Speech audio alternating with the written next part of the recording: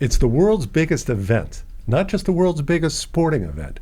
We're talking about a third of humanity closely, passionately following the World Cup, staged here in the United States, in Canada, and in Mexico.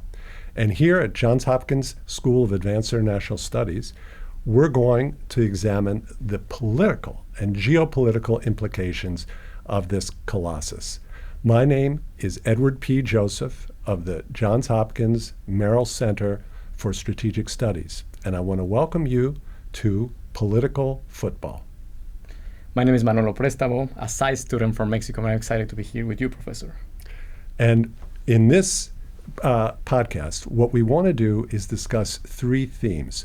First, we want to put this event in context and let our viewers know just how important it is politically and just the absolute magnitude of it.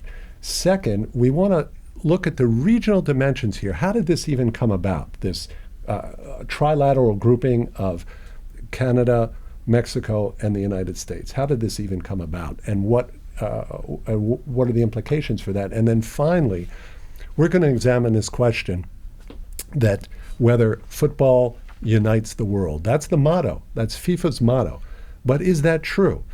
Is football, and we'll use that term, football, soccer here in the United States, is it really a unifier? Can it unify bitterly divided countries like Bosnia-Herzegovina? Could it unify and help open and restore bridges here in North America? What about globally? Or is it actually the opposite? Is there potential for the World Cup actually to contribute to the world's divisions? Manolo, what can you say to help our viewers understand just how massively popular the World Cup is? You come from Mexico, which is a football-loving country. Could you put it into context? Yes, Professor. I think you nailed it. I think this is the world's biggest sport event.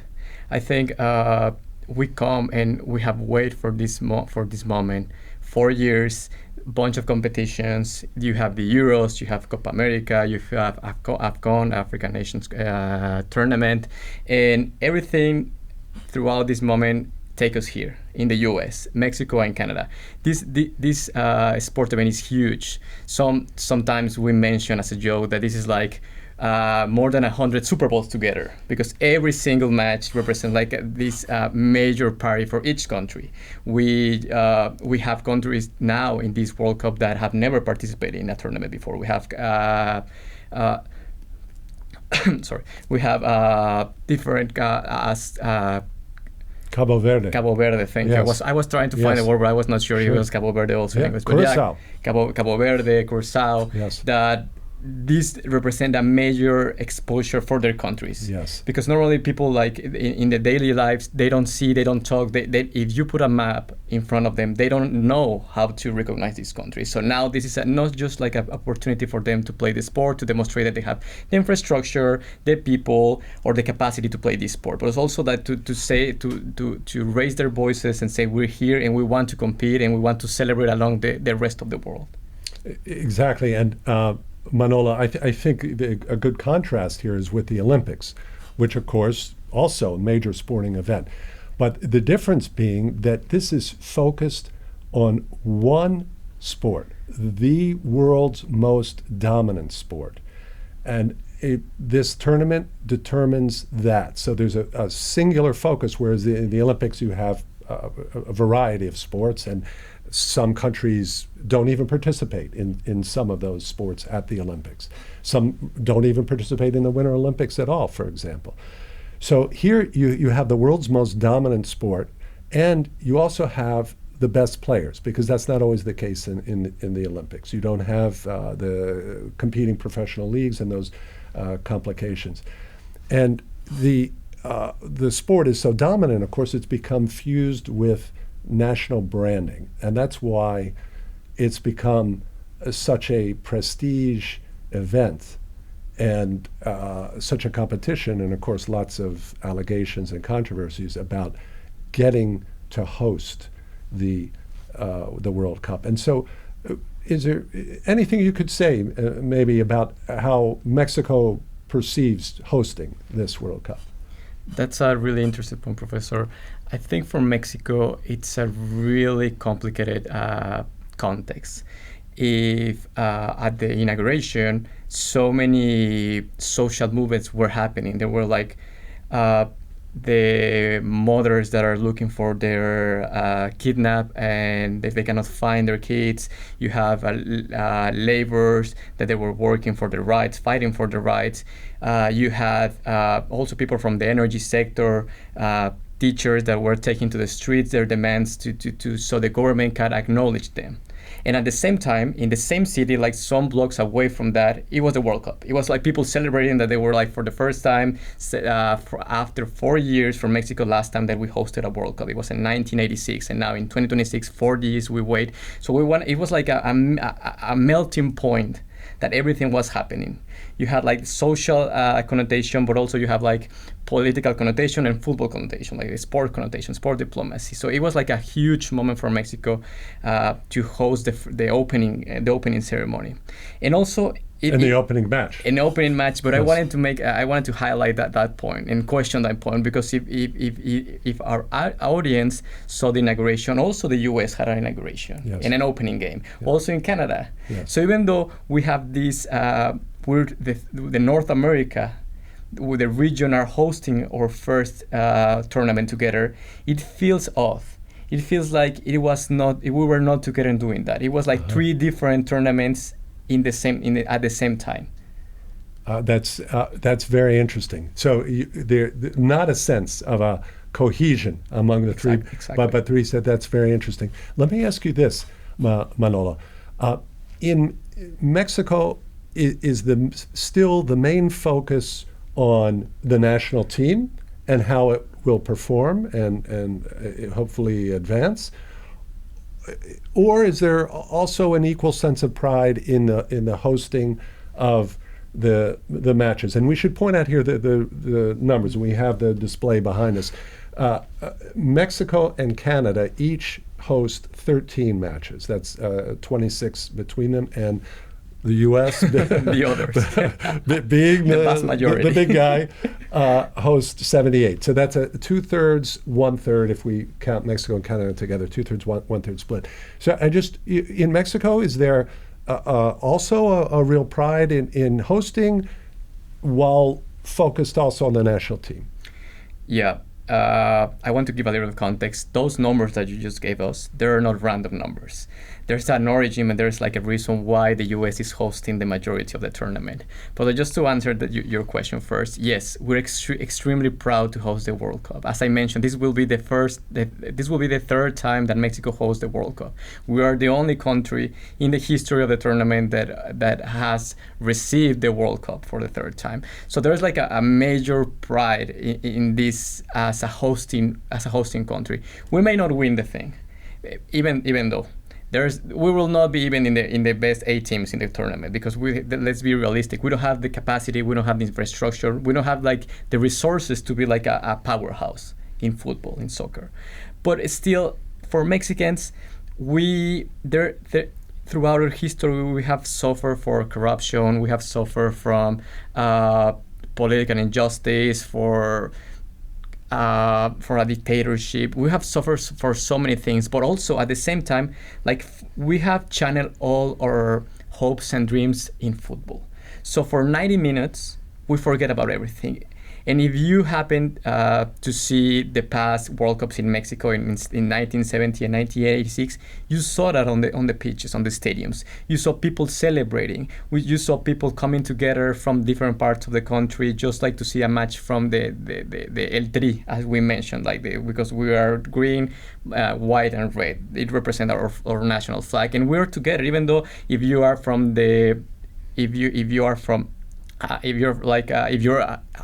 a higher income person or a lower income person, doesn't matter. At the end of the day, you're Mexican, and it's just like an honor to see, and to also like to give another image to the world. Because if you're not familiar with the region, with North America, and you're not familiar with Latin America, if you just turn your TV on and you see the news on Mexico, or you're just like Google Mexico, there might be a possibility that the first thing that you see are just like violence, are just like deaths or like stuff like that. This is a reality.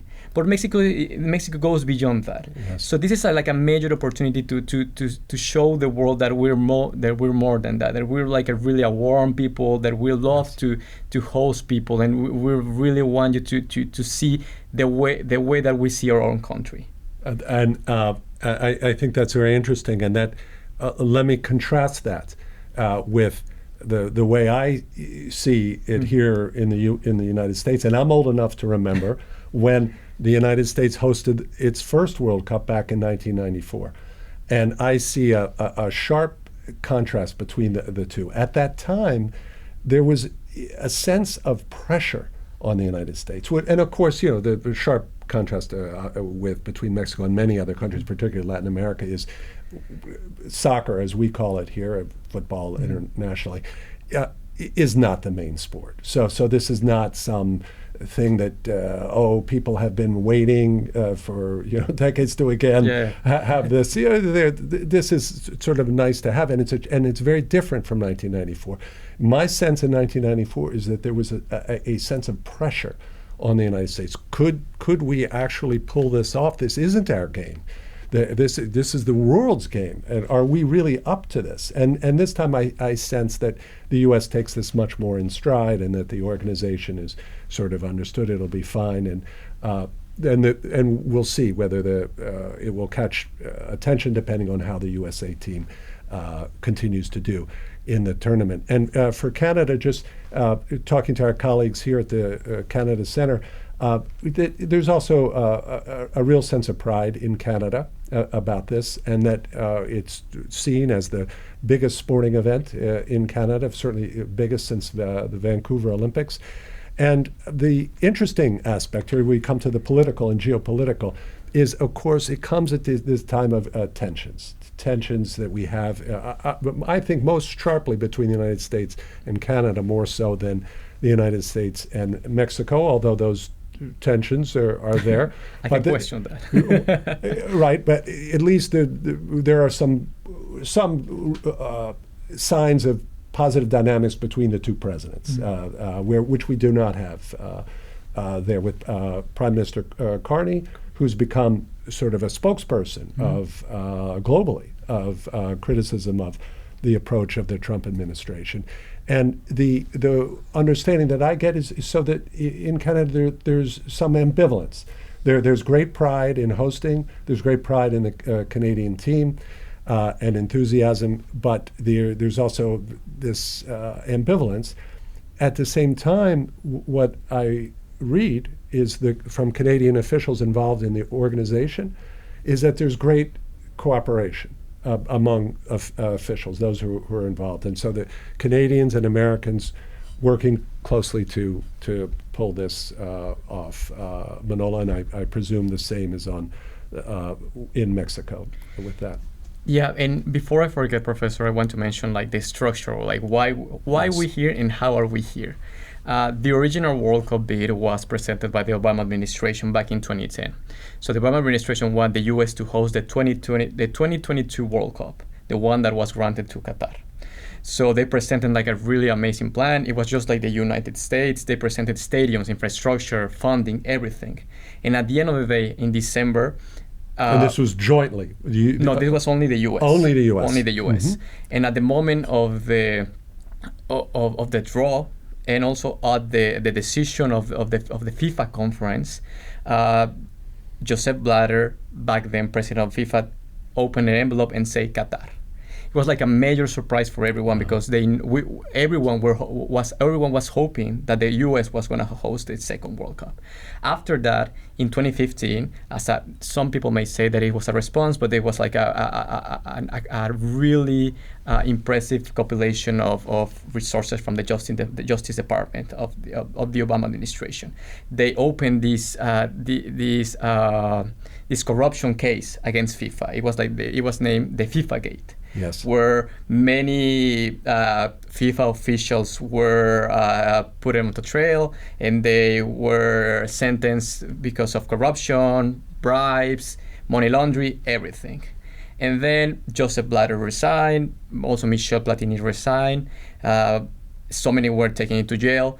And after that, President Infantino took the charge of the organization, and exactly as a response to calm everything down, to put everything down, he granted the World Cup now to the U.S., to Mexico, and to Canada. Now we received the 2026 as a response of FIFA Gate, and after that, it's just like nothing ever happened. There's no longer a case against like the remaining of the executives in FIFA, and back then again the FIFA again the U.S. government decided again that it was going to present a new bid, but this time Mexico approached to the U.S. and say, hey, we don't want to be your rivals because we want also to host the World Cup. How about if we team up together to present a joint bid? And then as also if you're familiar with trade, Canada heard that we were doing that and say, hey guys, we want to participate. We want to also like put together effort to host the tournament. So that's why the majority of the tournament of the games are gonna be happening here in the United States, and only 13 matches are gonna be held in Mexico and in Canada. So that's like the context of the World Cup. That's very interesting to hear all that, Manolo, about how this was actually a Mexican initiative to a little bit. Yes, to come with this, and that FIFA was looking to cover the FIFA Gate scandal, and then Canada jumped in.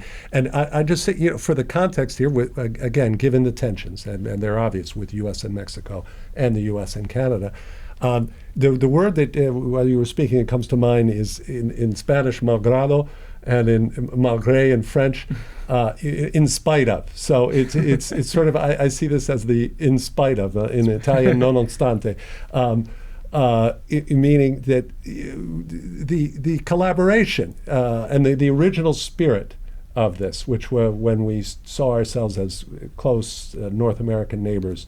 Let me jump in real quick, Professor. Just like a quick note. Yes. Back then, 2015, it was like as they branded themselves, like the three amigos were in power. Yes. Prime Minister Trudeau, President Peña Nieto, and President Obama. So it was just like a perfect opportunity to portray the image of North America.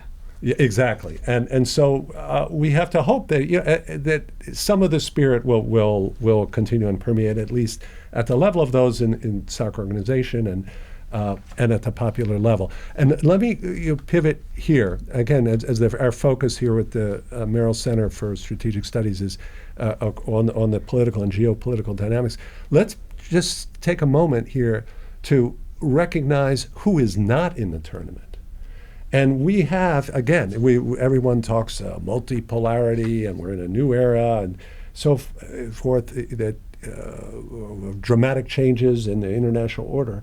And then when you look at this, and remember we began by talking what a colossus this is, the biggest event, shared event, not just sporting event, the biggest shared global event. And who is not here? Russia, China, India. So you have these three major factors geopolitically.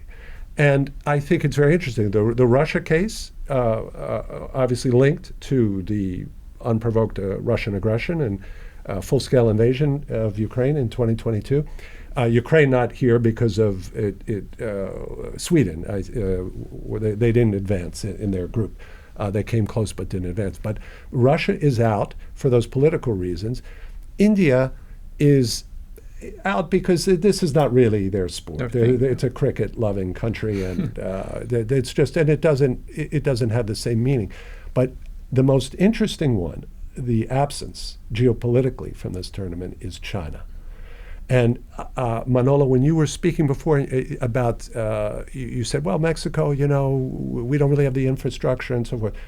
In China, actually, they do have the infrastructure, and they have made the investment. It's not as if they haven't tried.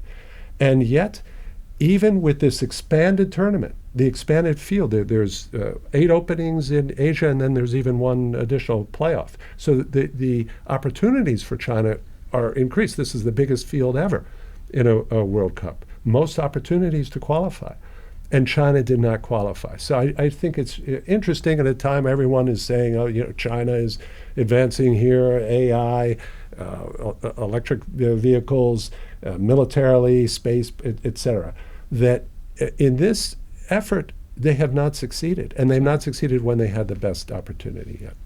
I was talking with one friend. He's from China, and we were talking about like how the Communist Party are targeting major sport achievements in the country, and I just remember that my friend was mentioning that it's more difficult, it's more complicated to allocate resources to a team kind of sports than an individual. Because when you're an individual in China, they really they target you, and you're no longer study. They take you to their camp, their training camps, and you become at a really young age professional athlete. Yes. So putting it into that context, maybe from China, they're we also, like, I wanted to pivot a little bit also. They tried to also become a major basketball powerhouse. They had Yao Ming as their ambassador. Yes. But outside of Yao Ming, that he later became the president of the Basketball Association in China, they failed. And they have failed because maybe there's something else missing beyond infrastructure, resources, or everything. So maybe that's like a response to that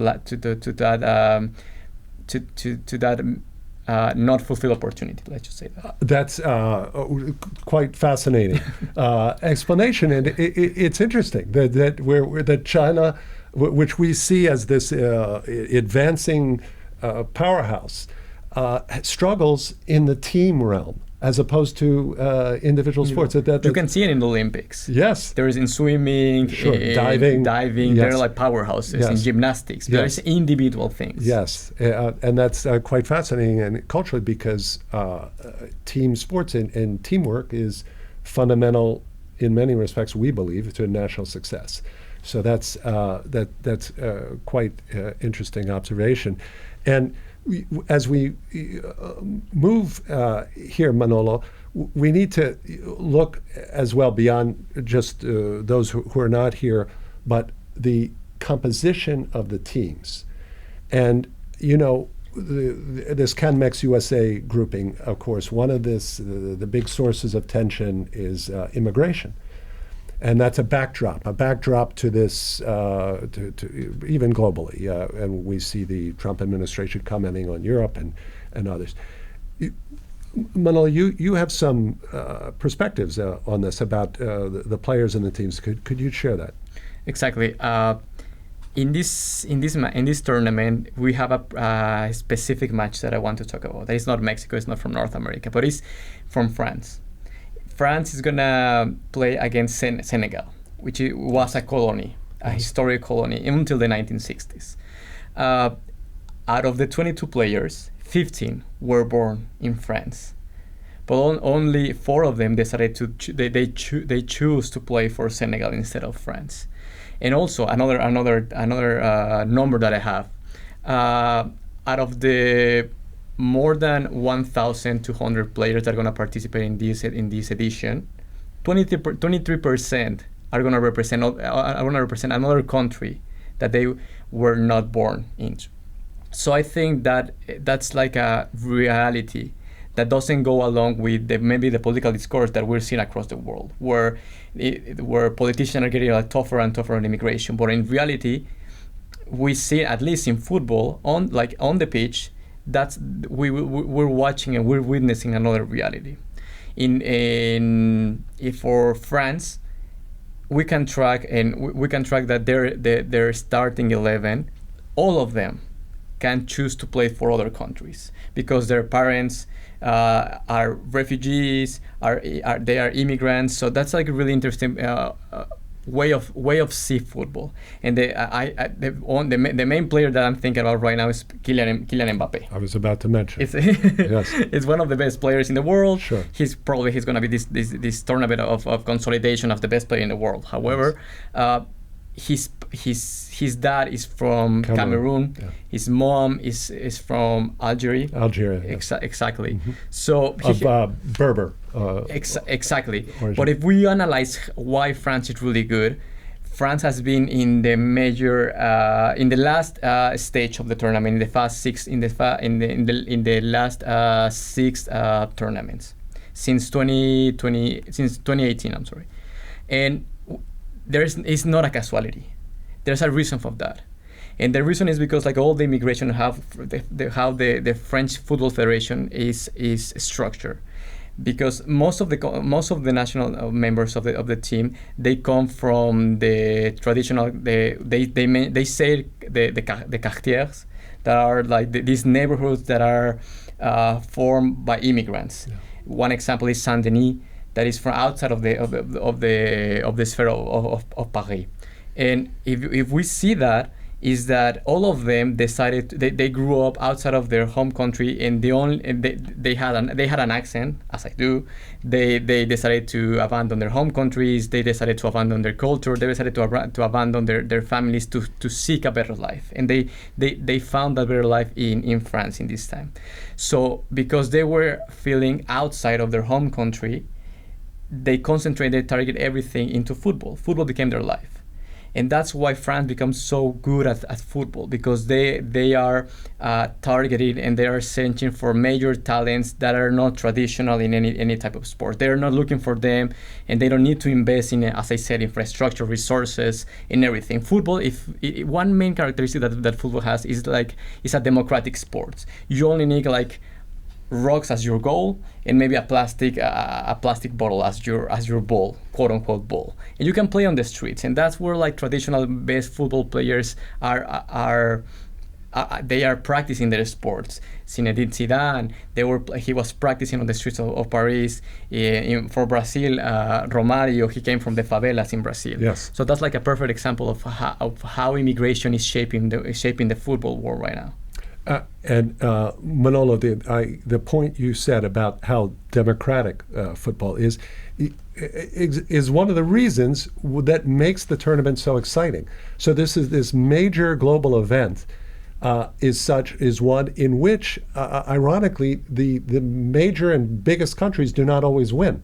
So we have amazing examples from Latin America. There's Uruguay. From Europe, you have Croatia.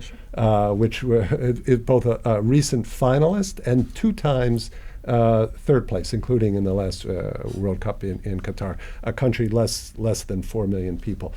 And that brings us to this very interesting question that you have about migration and the composition of these players and where they're from and who they choose to play from. In terms of the example you give, where in this era of hostility to migration, my favorite example is Switzerland. Because, Switzerland, it's a perfect example because they just had this referendum to cap their population at 10 million, which again, and they're very proud and jealously guard this neutrality. And then Switzerland is an island. They're not even a member of the EU, and that they're a part. And yet, and they have a very strong team. They've qualified repeatedly for the World Cup, Switzerland, which is, by population, we see that not that big. And of course, who are most of their best players? they're migrants. And for my interest in the Balkans, particularly focused and note the players of ethnic Albanian origin, that they come either from Albania or from Kosovo, or their parents did. And you have, for example, the continuing captain of the team, Granit Xhaka, is an example, one of their best players, and he comes from the Balkans. And I think what's very interesting is that back in 2018, when they played Serbia in the World Cup, and he scored, and his counterpart player Shalak scored, they each did the Albanian eagle symbol. So they were playing for Switzerland, but they were they were fined actually by FIFA for doing that. It was a really controversial moment. Yes, it was one of the most intense, and this was a very hard fought game between Switzerland and Serbia, but we saw so in Switzerland we see the example of the richness of what these migrants bring and make Switzerland a very competitive football country, and through the migration. Does that accord with your viewpoint on that? It is. I just remember, I was like, where you were thinking, professor, remember this Algerian thinker. His name is Abdelmalek Sayed. He has like this terminology that says is the la double absence. La double absence, désolé. Désolé. And he develops this term that says that the son of a migrant is not completely from their country, but also he's not from the country of their parents. So he's not from here, not from there. And that's precisely that we see in these kind of things in France or in Croatia, in Switzerland, that even though they're Swiss, they're Swiss, they're from Switzerland, they have their citizenship, they still held those type of cultural things as Karen Shaka demonstrated back in 2018. So we think that even though we still have seen those kind of connotation from their past cultures, they still bring a lot from their home countries. Like we were talking about that, how like Switzerland has already been established as like a major powerhouse in Europe. They always are participating in World Cups, so they are making their country better because of immigration. And on that point, that very interesting point about the national identity and that they're whether they're part of the new country. Of course, here in the United States, it's very interesting because traditionally, what we like to think in the United States is that we are not like that. That immigrants come to this country and they become American. They retain their pride in their origin country, Italian American, Greek American, whatever it might be, but they're all American. That we're all American here in a way that is distinct from Europe. That's different. That's at least how it's been in the past. But of course, this is one of the tensions that's emerged in our politics today, and that about that question people have raised about the connection. True national origin and national identity, but traditionally that's the way it's been. In terms of football in Europe, what's very interesting, we talk about the Switzerland case. So you have these migrants building it up, but we have the opposite. We have the diaspora who return to what we could call maybe the ancestral country. Morocco is a great example, where some of the top players on the Moroccan team, which played Croatia in Qatar for third place last time. Croatia beat Morocco, and you have at least 4 of the top players who are born outside of Morocco but went back to play for Morocco. And in the Balkans, you have that same phenomenon, and we have that with the 2 current entrants in the Balkans, which is Bosnia-Herzegovina and Croatia, both of which we see a number of diaspora that is born outside of Bosnia-Herzegovina or Croatia who have returned. And the Bosnia-Herzegovina case is really quite a compelling one. It's a really compelling story because of this still bitterly divided country. And there's the potential here, Manolo, that the success of the team, first in qualifying, first time since 2014 to qualify, has created an opening to see whether there could be build a spirit of national unity. So it remains to be seen whether we have that. Professor, do you think that there is a concrete opportunity to achieve that? Well, that is the great question, and this is what I can say. By all reports, there is a greater chance now, ironically, than in 2014. Actually, the tensions are worse in the country, but there's greater sense of belief and rallying around the team.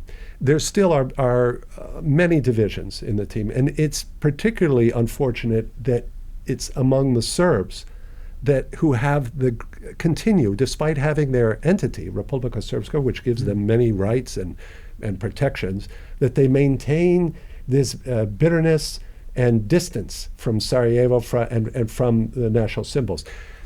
Croats on the other hand, are more invested in this team than ever before. There are more Croats than there had been previously, despite, of course, the fact that there are well-known divisions between Croats and Bosniaks, who, of course, are most of the players on the team. But there are more Croats now who are on the team. There is Serbs are also represented on the team, and the coach himself, Sergej Babrales, he is widely respected across Bosnia-Herzegovina, and he personifies the country in his origin. He's from Mostar, also divided city in Herzegovina, and his commitment, both what people remember him as a highly respected player, and also as a coach who's dedicated to the country and only wants to promote the success of the team and is looking past ethnic origin. So it's possible. I think the key, of course, we'll have to see how successful they continue to be in the tournament there. But the key would be to not let the moment pass and to capitalize. This is what I would hope that officials in Bosnia-Herzegovina would do, is capitalize on the good feeling and then quickly start on youth programs that would bring youth together playing football and bring the players there and move them around the country. These are the types of things that could work, Manolo. I wanted to question a follow-up question, Professor. I don't know if we are too optimistic, or we're really like putting a lot of importance in football. But do you think like football can be a way to boost political will to achieve major change in the country? And because I remember, just like a quick example, I remember in 2005, even like more, even like in the past, during the Côte d'Ivoire, they were having a coup d'état. It was like a civil war, and then in the middle of the civil war, the captain of the national team, Didier Drogba, he addressed the nation, saying, "Guys, this is the moment where we should like unify our country. This is the moment where we should like put the arm aside, and we should like come together, hold elections, call for political will, because this is the time as we, the national team, achieve the World Cup qualify after so many years. This is the time for our society to pivot into like a peaceful times." So my question is, do you think like, probably maybe I'm too romantic about the sport, or do you think that actually like sport diplomacy or like or football can achieve like political momentum to achieve concrete things? I think that that's the aspiration, and this is what Gianni Infantino says, where football will unify the world. Football is a unifier. We've yet to see that. Traditionally, let me tell you, I speak here best about the Balkans, which I know the best, where I worked for many years. Traditionally, sport has been a divider in the country, not a unifier. But this is a unique case now with Bosnia-Herzegovina requalifying this dramatic finish against Italy that kept Italy out. Yeah. This major football powerhouse, and even Manolo, let me tell you, there's a song that has caught on among Bosnians. This song by this group Dubozia Kolektiv. That's it came out 15 years ago, but they've redone it, and it's captured the imagination and become sort of the support song. It's called "I'm from Bosnia, I Want to Come to America." Are we getting a rendition, Professor? No, we'll see. We might have a clip, but it's a sense that it's caught on. In my view, the key to your important question about whether it's follow through. It's to follow through, because the World Cup will pass, and the good feeling can pass with it there. But at the same time, you asked a question. The goal is to try to take advantage of the national pride that they feel. And I was going to mention here, even the national jerseys. They here. This is the Croatia emblem, and each of the countries they're very proud of their national jersey, and this very small country to compete at such a high level. It goes back, for example, we have three of these ultra elite players in the tournament. One is Luka Modric from Croatia, obviously Lionel Messi and Cristiano Ronaldo.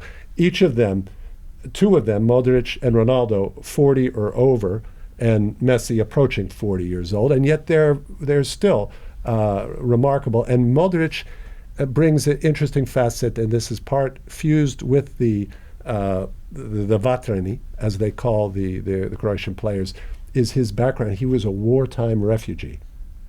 Grew up there playing football in refugee dimension in Croatia, and so this contributes to their pride in their culture. The same with the Zmajevi, which are the dragons in Bosnia-Herzegovina.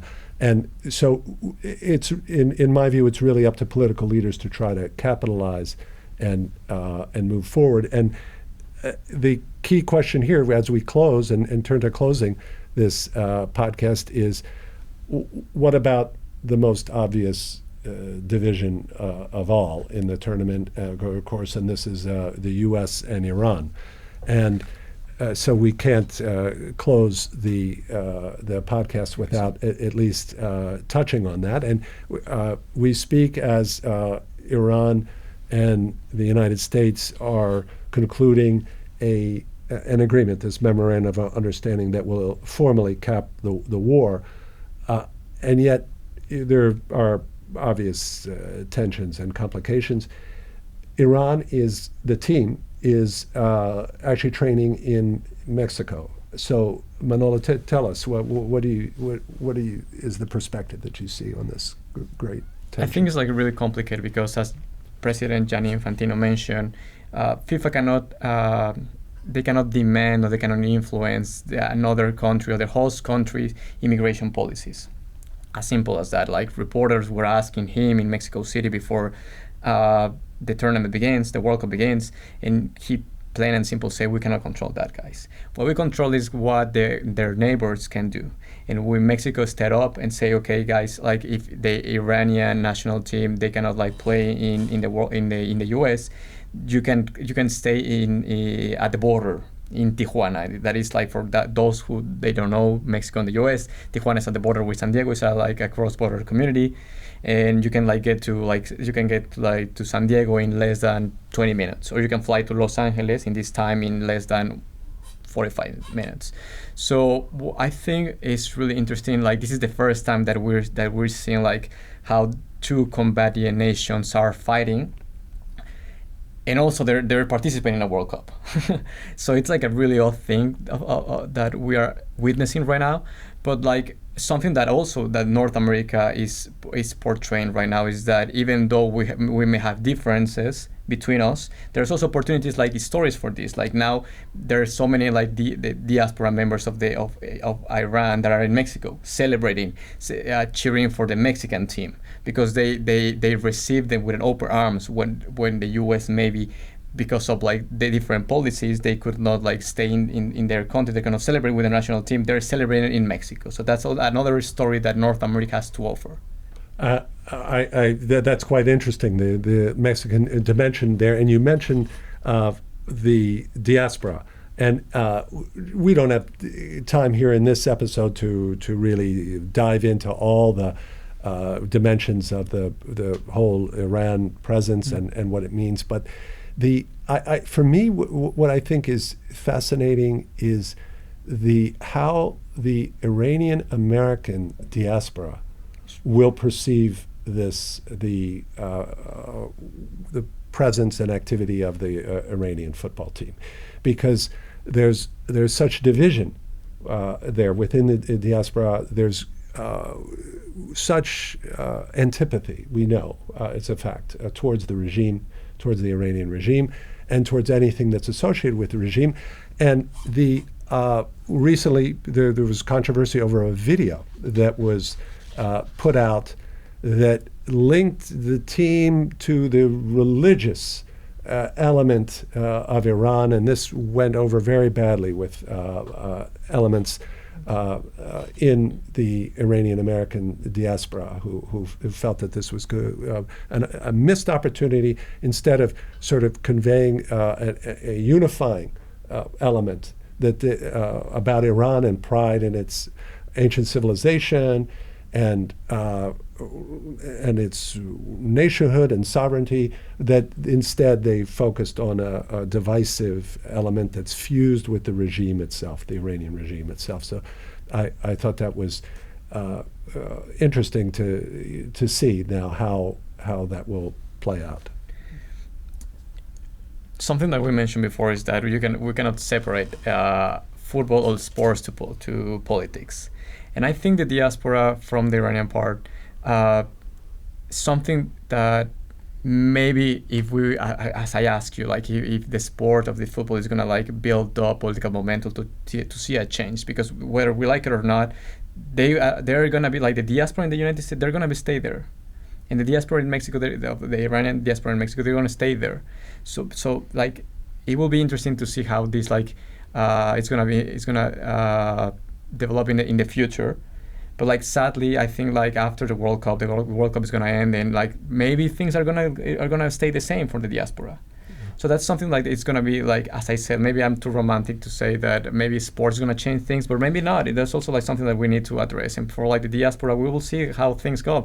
Like we announced how like the governments are trying to reach out like for like a cease of fire, like or like a deal, as President Trump said. So that's like something interesting that we don't have more time to discuss. Yes. But it will be like really interesting to see how like the World Cup, how like this decisive narrative is going to like play out in the future for the diaspora. Absolutely, and we'll pursue that on political football. Manolo, we'll pursue. We'll be watching. National symbols are very sensitive. The waving of flags, it's actually forbidden. That Iran got FIFA to forbid the waving of flags that are Iranian pre-revolution, and these are, of course, are popular with wide elements of the diaspora, and yet they're prohibited. They're not allowed to be waved at the stadium. So we have to watch and see how this all will continue to play out here in the tournament, which is ongoing. Thank you for watching this episode of Political Football, produced here at the Johns Hopkins Bloomberg Center by the Merrill Center for Strategic Studies, and edited by Waseem Mir. I'm Edward P. Joseph. For myself and for Manolo Préstamo, we thank you for watching Political Football and hope you'll join us again.